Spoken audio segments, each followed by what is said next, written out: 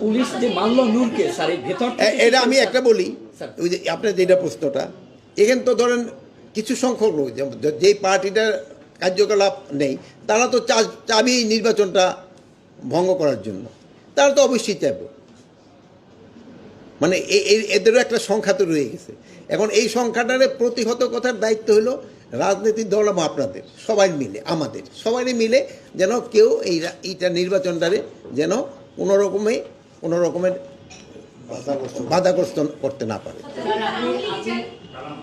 Sir আপনি বললেন যে নির্বাচন কতটা নিরপেক্ষ হবে রাজনৈতিক দলগুলোর উপরে, মানে এইটা কিভাবে রাজনৈতিক দলগুলোর উপরে নির্ভর করবে সেই বিষয়টা একটু ব্যাখ্যা করবেন কি?